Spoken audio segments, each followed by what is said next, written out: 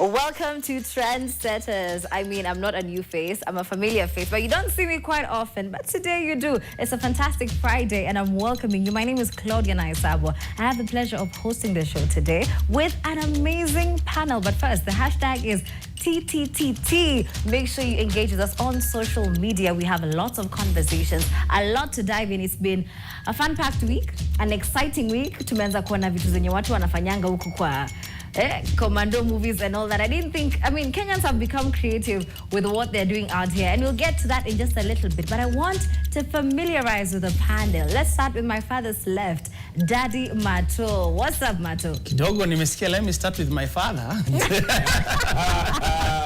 I'm like, okay, it is well, I am the father. On the farthest left. Yes, this is the farthest left. Mimi niko salama, niko chonjo. Heavy week. Glad to be active and busy. Question: Are you going to do a stand up and walk out? Are you going to? What's going to happen? Why? A lot has happened. What am I protesting for? Nothing. No. I am here and I am here to stay. This is my seat. Nobody can tunya me. I like that. And the lady next to him, Cindy, sweetie. Hi. Hi, how are you? It's good to see you. Let me ask you. I have a friend called Claudia. We call her Klaus. What is your nickname? I've always been Klaus. Okay, so Claudia is not my nickname. My second name is Naisabwa. My nickname is Sub. Ah, okay. So Sub. Oh, okay. Because I was tempted to call you Klaus. My friend called Klaus. We call her Klaus. Claudia, Klaus. I was like, maybe if I start calling you that will fit some type of way. My week has been amazing, blessed and highly favored. Happy to be here. Yes. Squeezy watu wanaongelesha Cindy vizuri. No, it's because I'm officially the oldest. So they are respecting the elders. I'm officially the oldest holding down. I've refused to relinquish power. Like a Kenyan. One more time. Literally. What? You want us to go there? Let's not go there. Please interject. First of all, I've known Claudia for 20 years now. Hiyo nickname yake nimeisikia leo. Claudia, I should tell them the real nickname. Wachana na hii yenye unataka kuleta hapa. Tell me the real nickname.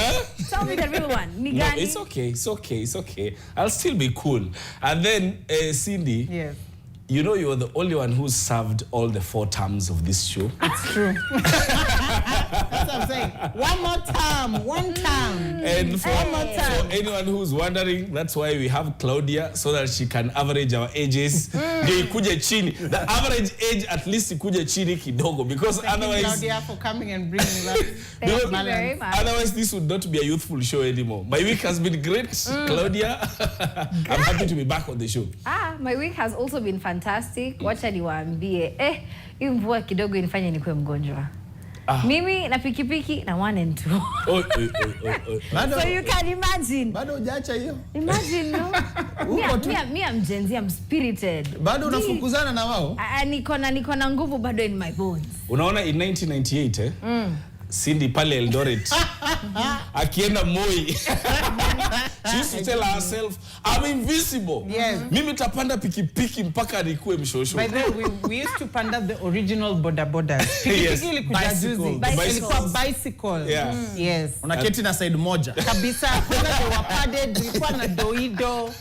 Na mahali pa kushikilia hapo nyuma. I go, man. But now here we are. Claudia, yes. So this is not a warning. It's not a threat either. What is I'm just saying good times are coming ahead.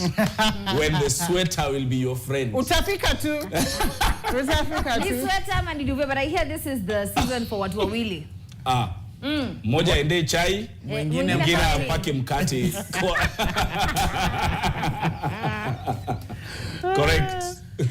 All right, let's get into the stories. Now, a lot has happened this week for sure. And I want to start with tumekuwa na watu wanafanya maajabu huku in Nairobi.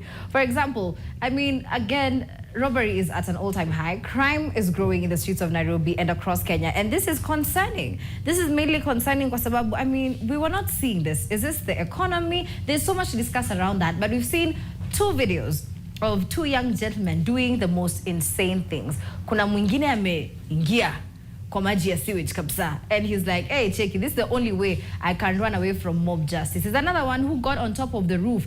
Ametembea hapo kwa roofs akijaribu ku find a way to get away from the mob justice. And of course, people are not happy. People are upset. I want to start with Cindy. Yeah, Cindy, there's a lot happening. Let's Yes. talk about it. It rots from the top. If people are stealing from the top, they'll steal at the bottom. People are brazen to steal at the top. They're brazen to steal at the bottom. Right now, what we're seeing on television, a man has stolen a phone. He does not look like he's bothered. In fact, he looks like he's just dancing on the rooftops, having a jolly old time. Well, in his pocket, kuna simu ya mtu, you know. Wanacheza Tom and Jerry. Exactly. I think it was this week or last week, circulating on social media. There was a guy in a car and he took a video of a girl who was lying down and a guy snatched her bag. I don't know if you saw that. Yes. And he was like, people are being robbed in town, blah, blah, blah. Live. And what shocked me more was you could tell he's attacking this woman, he is stealing from her, and he walked to his getaway boda and he drove off. No one stopped him. In fact, kuna mtu alipita, stood aside so that the guy can pass. We have become so out of tune with crime. We've become so out of tune with humanity, and it is a reflection of what's happening from the top. Methinks. All right. You think. Squatch, what do you think? Yeah, first of all, Cindy, until upate watu wenye wanakufanyia kipindi, they are pretending that they are stealing from one another. Kumbe you are the target.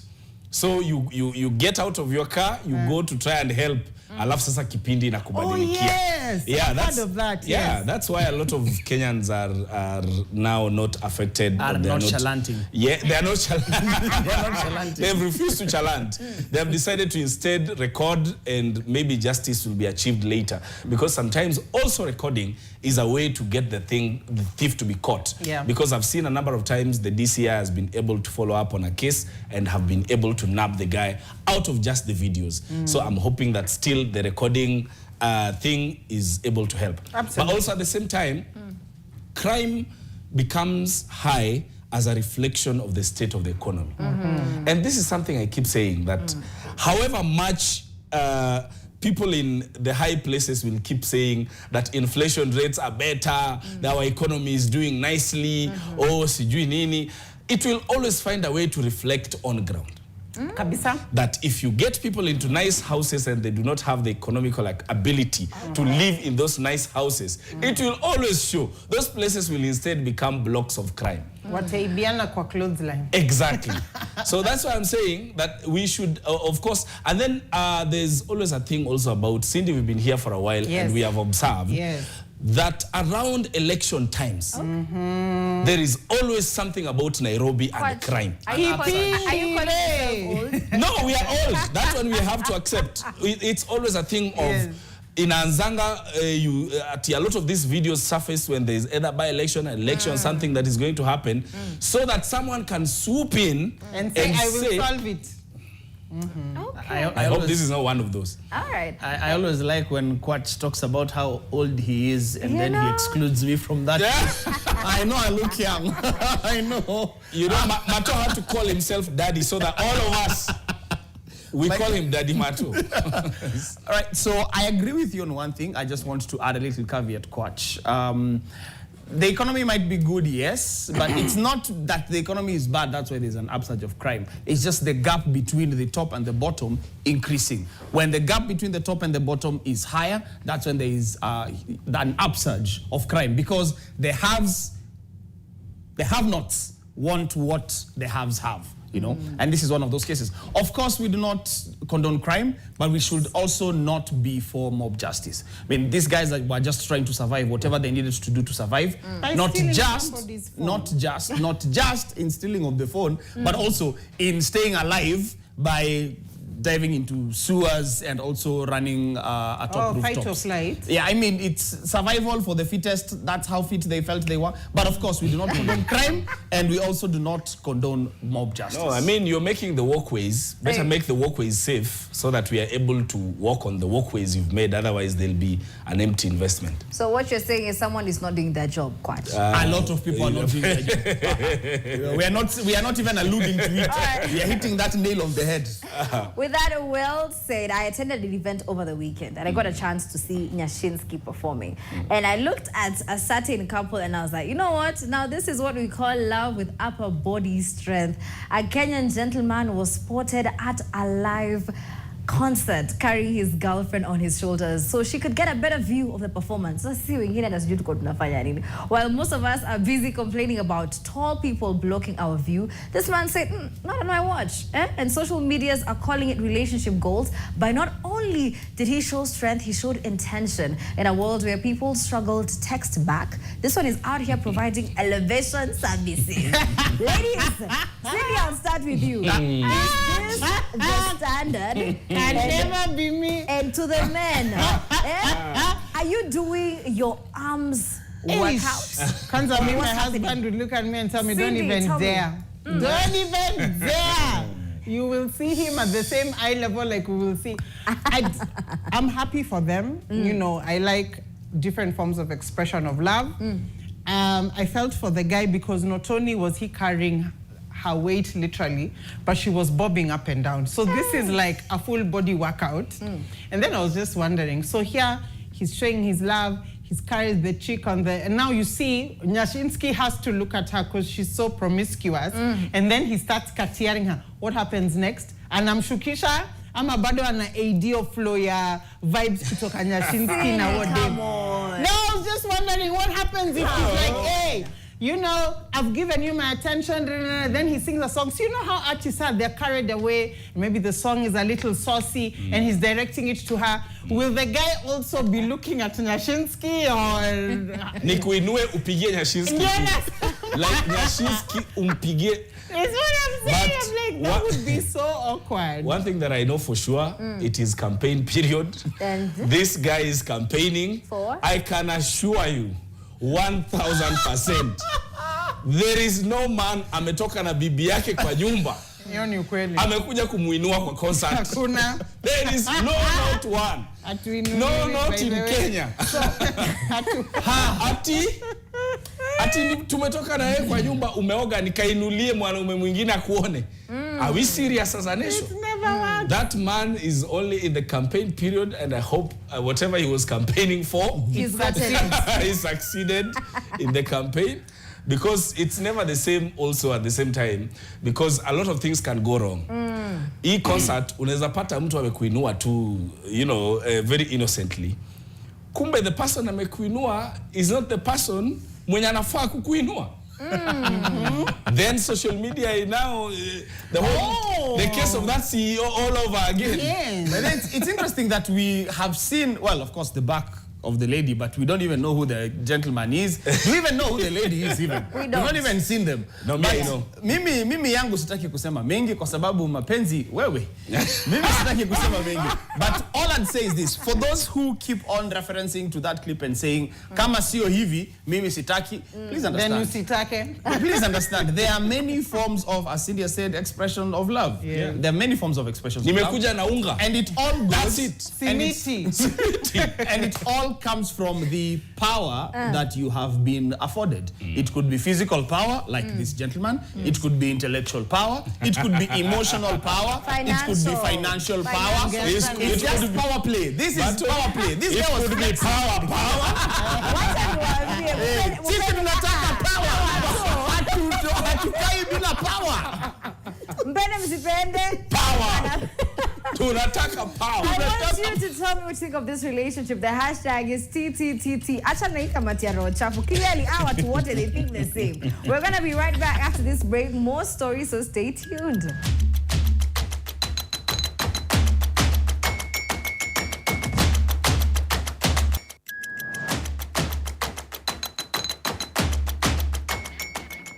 Welcome back to Trendsetters. Claudia Naisavo is my name. I'm the host of this show, and I have my amazing panel still in studio. Lots of stories. Hashtag to use is TTTT. Let's trend. Let's have conversations. On to our next story for the day. Now, if you thought destination weddings were elite, wait till you hear this one.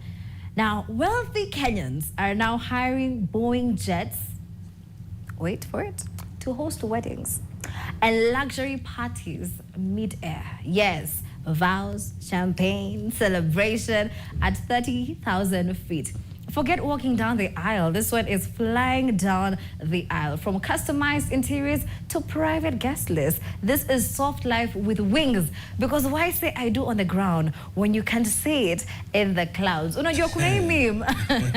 Kuna hii meme inasemanga, oh, you're going by road? You're marrying by road? You're going by road? In this case, with the wedding. Stay safe. You're going by road? Stay safe. The roads can be a little tricky, eh? Guys of the road, the ones who told Johnny Masses. Yeah. They're not Johnny Masses. Watu wa madege wanagua. Let's start with the lady. Cindy, you know, weddings are big for the ladies. Yes. So what do you think of this luxury wedding that's being done in a Boeing jet? Hey, people will call me a hater, lakini wacha nifungue roho niseme. In this economy where people are snatching phones and walking on tin roofs, vis-a-vis guys having sky weddings and sky birthdays, I personally believe, having lived long enough to see the trajectory of the economy and what your purchasing power can do, there are very few people who can afford to do such luxuries out of money they have made legitimately. Wacha tu mtu aniite hate. Usemaki Cindy yo hate. Kama hauna wengine wako hapana. I was waiting to hear your point. Siku hizi But vile umesema legitimately, nimekusikia. siku hizi paka unaona mtu sijui amemaliza tu high school, amemaliza campus, anajibaia gari. Unaona hiyo gari amebai, you're like, economies of scale, even if we worked with an average salary of this, even if they produced something, they were, you know, they actually own a company and produce it, the company should have existed for a certain period of time. The trajectory ifike hapa, ndio they afford such kind of luxuries. So when I see things like this, my heart is just broken, because the sad thing is we have lots of young people who think this is actually a lifestyle, it is a flex. But it is not, my friend. Watu wanaosha vitu. Na sio nguo. Billions of shillings or dollars have been wasted on climate summits trying to tell us that we should take a better care of our planet. Yes. And yet, we have these kind of things happening. Some things you don't do because you can't afford them. Yes. You just do them if you have, you know, taken into account the whole 360 of things. Because, for example, if rich people are allowed to build houses in the lake, they would. But we have to take care of the ecosystem of the lake. Yeah. So that's why it is not allowed. I am not saying that it is wrong to do this. This has been happening on yachts all the years. Unasikia watu wanaenda kushake vitu huko in dubs. That's okay. Africans are just joining the chat. Yes, but now we are just realizing that people are now doing what they are doing in the planes. So now we are saying that you doing your wedding in the plane is okay, but we are also saying that it is not a flex because you are destroying our planet. You are destroying our planet. It increases carbon emissions. A wedding. What are you doing? If every single day there was a wedding on air, Yes. and I'm not talking about the wedding shows, I'm talking about the planes. If every day we had a wedding on air, because I know once rich people see it, it's going to become a normal thing to do. Yeah. Watch. It is going, the kind of emission that we are going to increase. Apana. I like that. It's good to be Everything, hata Biblia inasema, everything is permissible under moderation. When you say if every day everybody now starts having weddings on planes, how many can? Thank you. People can. It is very few that can. And that is Moja. Watu kila mtu amepata pesa yake. Unadhani KQ inaweza kulipa aje employees wake? Ni kwa sababu ya vitu kama hizi. Kuisi kama pesa iko. na pesa inatumika. Do you know there are families that will, I mean, from the European nations will just take a flight, go to their home in China just to have dinner and then go back. And you know the number of people that benefit from just the fact that that flight has been taken from Denmark to China, the number of homes that have been fed, the trickle-down effect. This is similar to saying that the betting companies feed families. It's like saying that the loan companies feed people like alcohol. Let the money flow. So are we going to say that people who sell drugs should keep selling because the money? You see now, you're going to source of income. No, you're going to source of income. Mato. We are talking about the expense. No, I'm not going to source of income. I'm going to the effect of the action. And I'm telling you that why is it the responsibility of poor people to take care of the planet? Thank you. Why is it that the rich people emit, then we suffer the consequences? But if you need to go to the US right now, so you'll take a flight and you won't care about you will. Listen. Leave it to people who are sick, going for surgery. Yes. It's getting heated. Skizeni. Kila mtu ako allowed kuwa na opinion yake. Sawa? Yes. And whatever, listen, and we can differ in opinion, it's fine. If we start arguing over here, tutashinda hapa. Pana.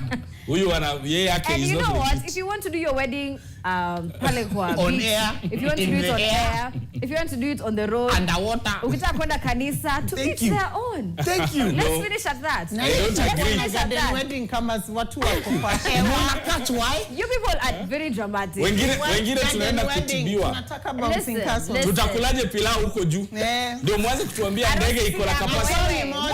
Moving on. This one is very entitled. Moving on. There's something happening in Nairobi, and it's only in Kanairo a dramatic scene unfolded on the streets of Nairobi after 2 foreigners were captured confronting county officers over a clamped vehicle. Now, in the now viral video, one man is seen restraining an officer as the other attempts to remove the clamp, escalating what began as routine parking enforcement into a tense street standoff. The incident has since sparked online debate around city enforcement, public conduct, and just how quickly everyday situations can spiral out of control in the capital. I saw this video, I was shocked as a Kenyan. Na saizi mkiangalia nataka nyinyi mniambie, what's the first thought that comes to your mind? The first thought. Don't overthink it. I know if you start overthinking it, Kwach will have too much to say. This show will end before you even finish what you're saying. So, Kwach, your first thought. Our first thought is this cannot be allowed. I usually say kuna tabia zenye sisi wa Kenya wacha tufanye. But if you are a foreigner, first of all, our law enforcement have to be respected. Reminds me of the case of that guy who was spitting on a police officer at the coast. And claimed mental health. Yes, and then claimed mental. Okay, I do not know the validity or the credibility of his mental health situation. They claimed mental health, yes. Because if I went to the United States, I'm just giving an example.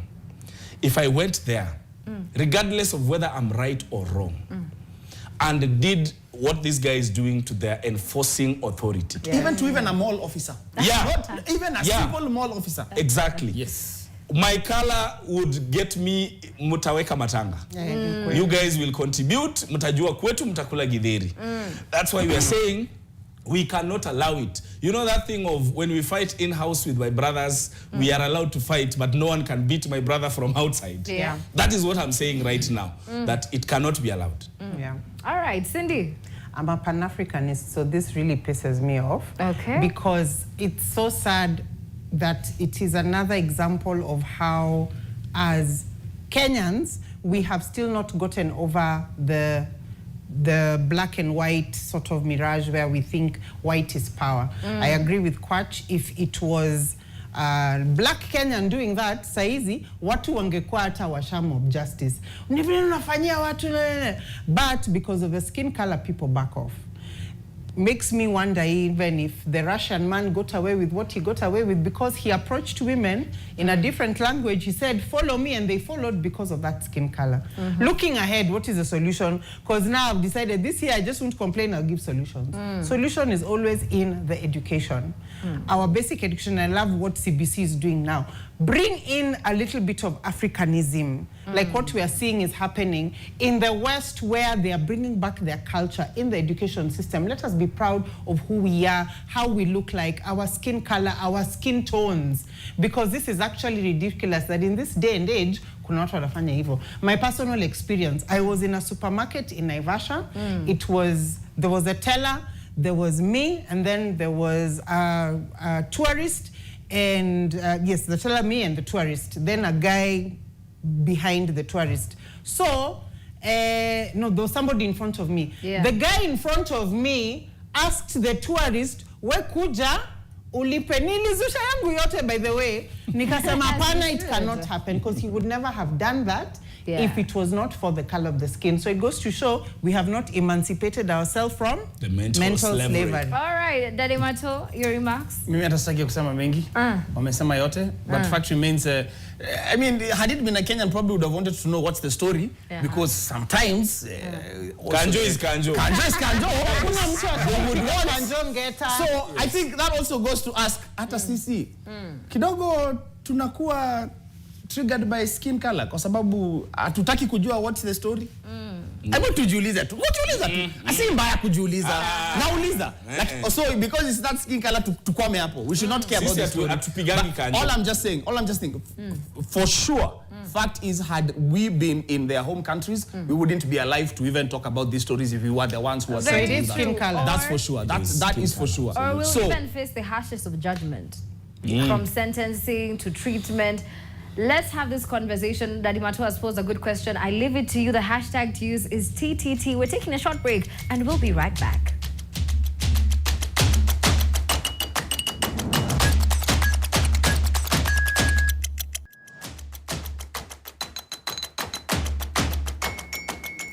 Welcome back. The show is the Trendsetters. Hashtag is TTTT. I hope you are engaging with us on the socials. A few people have something to say before we get to the next story. I'll start with Kwach. What wanasema nini kwa mitandao? Mapenzi ya misuli. That's the story about the guy who was lifting the guy. Lifting the guy? The guy was lifting the guy. The guy was lifting the lady. The promiscuous one. The one I said the wrong word. Yeah. Promiscuous. Instead of prominent. Issa Shaks on Facebook is saying, tunangoja tuone akimuinua baada ya mimba. Let me tell you, it sounds like a distract, but let me tell you, it's not funny. Once you push a baby, things change. Unaanza kuangaliwa ni kama wewe ni anyway. Wacha nisianze kutoa my feelings. Wacha nisitoe my feelings. Blind's privacy says what's happening at Nyashinski's concert inaitwa Inua Mama. Inua Dada. Should be the Inua Dada initiative. Siendelee wengine Cindy. Amesema Cindy, I love your t-shirt by the way. Thank you. Kubali, take your flowers. Why are you afraid of your love flowers? Don't sissy. Okay. Alafu hapa hivi Stals anasema enjoying the show from Mombasa, salamu ziwafikie na kumbusha watu wachukue kura. Bas, mmesikia hapa? Mchukue kura tafadhali. Don't come and complain in 2027 once we are done with the elections. Or a few years after that. I didn't vote for him, he's not doing a good job. Saizi mnasema ni kaunti gani haifanyi kazi? Wewe ulipiga kura? Tulipiga kura lakini sasa I'll leave it at that. Tusingie mambo ya siasa. Siasa will handle Claudia uko na kura. That's what we're asking. Here's the thing. Hawa najua walipigia Kibaki 202. These ones voted in 202. You have messed with the wrong person. Nasikia? Reason being, in 2022, I was a first-time voter. Not only a first-time voter, but also I was an agent. I was up for 24 hours. Nikihesabu kura Samburu. Proudly. Ulikuwa agent wa nani? Proudly. Ulikuwa agent wa nani? jeshi ya baba. Achana na hiyo story. But kuna mtu amesema kwa ukweli mahali. And now on to our next story. A dangerous scene unfolded in Darajani where residents were captured jumping and playing on a visibly fragile bridge that had been weakened, possibly by recent flooding and recent waters. In the video, several people appeared to test the strength of the structure, unaware of just how risky the situation is. What may have started as a playful bravado quickly raised serious safety concerns online. The incident serves as a reminder that even ordinary community features like bridges can become hazardous when weakened by weather or wear, and that daring nature sometimes comes with real consequences. When I see this video, my heart sinks. Because I'm like, Literally. mimi kama Mwafrika, huyo ni mtoto wa nani anafanya hivyo? My mom raised me to not try that. Ama nitatandikwa na mwiko mpaka ivunjike.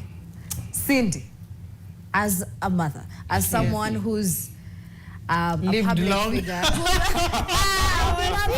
The wheel standing. Like, what is the... Cindy, what is I the- didn't say that. Politically Sing correct. kwanza hivyo. No, it's fine. It's a blessing to age. It really is. If you look at the trajectory of the stories we've mentioned, the first story was a petty thief on dancing on rooftops. So we talked about how it rots from the head. Yes. And then we jump to guys are having weddings and parties in the skies and they can afford this lap of luxury. But in the ground, basic need, like enshrined in the Constitution, your Bill of Rights. If you sit as a Kenyan and say, what does it mean to be a Kenyan beyond this bracelet, beyond the ID, beyond my East African passport? It is very clear in the Constitution.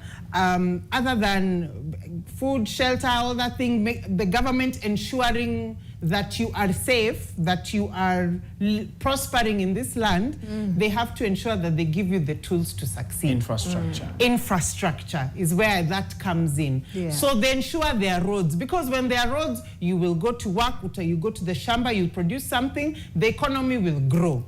So I'm wondering, the oxymoron of people having bashes in planes and guys risking their lives to live. Because it's not like they're going on a bash. Hao watu wanaishi, unaweza pata huyo mama alikuwa anavuka, asipovuka, hata uza kitu, watu watakula. It is life. But basically what the Constitution is saying, the Bill of Rights is not being provided and nobody cares. Cindy, sometimes I refuse this line of thought. Tell me. Because the gist of what we are looking at in this video is not whether or not the bridge is there. It's whether or not you should go on the bridge when it is flooding. Oh my God. That is what I'm seeing on this video. What I am seeing in this video, while you are right that that there should be a bridge, there is a secondary responsibility of citizens. No. The primary one. In fact, Actually, it's even more primary. At this very moment, it is the primary concern of that citizen. You should be arrested for endangering your life. Exactly. What do you mean? You should be arrested for endangering. This is what you see. Why is the government going to help me if I don't cross this road? Cindy, what we are telling you is this. I've seen this story script over and over again, and we usually know how it ends. How does it When end? the bus driver risked people's lives and trying to cross a flooded river, we saw what happened. Every time border borders try to cross bridges that are not safe, we have seen what has been happening. Every time hata wakijaribu zile za carrying each other on top of on their necks trying to cross. I understand. Yeah, in Wadadas across the Nini. No, you're being very Marie Antoinette. Let me tell you, there are people who will starve. That is the motivation. Because think about it, you have to be nuts to cross that bridge. Yeah. But what is the motivation behind the person who says, I'd rather risk my life than I'd rather risk my life and cross that bridge? Cindy, what kind of desperation do they have? Cindy, let me ask you. Because you've never been in that position. Cindy, let me trying to say they are silly. And I think people have always had this conversation, and I refuse it all the time. When a house is burning, regardless of whether kuna unga ndani ya hiyo nyumba, regardless of whether ati ndani ya hiyo nyumba kuna sukari yako yenye nini kesho, kama hujaendea ati itachomeka ndani ya hiyo nyumba, you will not go inside the fire. It does not matter.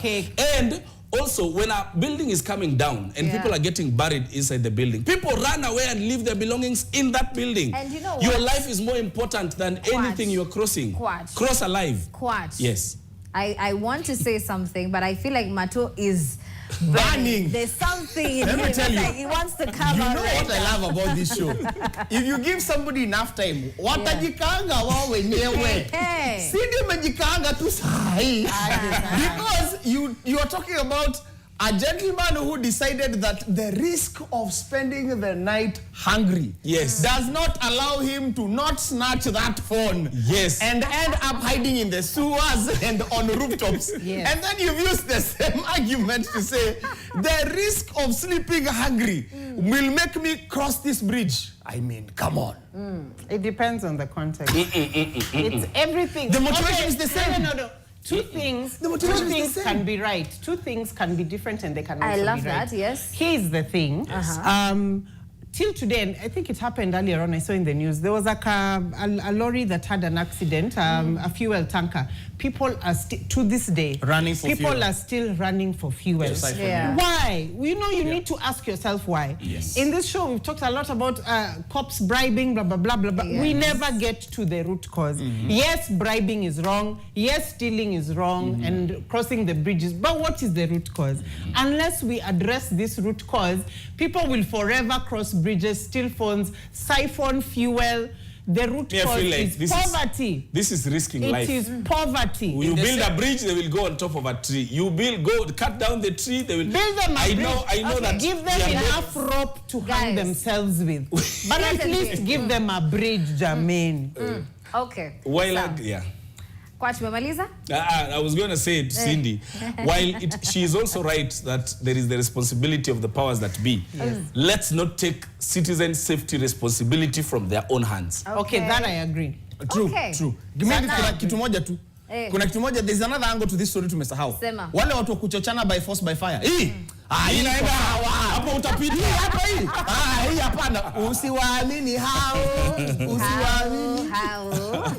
All right, so we've agreed that two truths can exist. Yes. And I mean, contradicting truths. Contradicting truths can exist. Everyone has a part to play in this. You're not a child. You know what's right, what's wrong. Yes. You're born into this world knowing that this is right, this is wrong.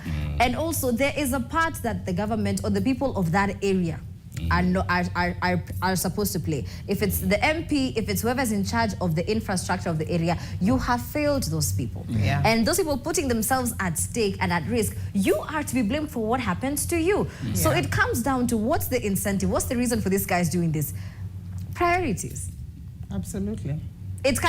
Sometimes it can be in good fun. We're just doing it for fun, we want to see. And other times it can be priorities. Cindy said, you want to go buy food for your children. That's an incentive for you to try and cross that bridge, even when in your right mind, 100% you know this is an irresponsible decision. This is a bad decision to make. And with that, I think I've concluded. Kuna mtu anataka kusagia mimi? Hapana, we conclude. Mimi nitaharibu kwa sababu hii ndio ile argument ya kwenda kwa street ndio watoto wasilale. Anyway, let's not go into unapenda kuuma ukipuliza. Kuna jina ingine? Ningeomba kusalimia watu wetu nyumbani pale Siaya, Mr. Tulo. I know you're watching. He always watches the show. My primary school teacher. A very amazing man. All right, thank you so much for watching, and to everyone who's been tuned in from 8 p.m. The show is The Trendsetters. I'll see you next Friday. Niko hapa na Daddy Mato, Cindy, Nikwat, and of course, Claudia Naisabwa. See you. I'm not going anywhere. 10 p.m. Friday night rave. Kama salamu zako.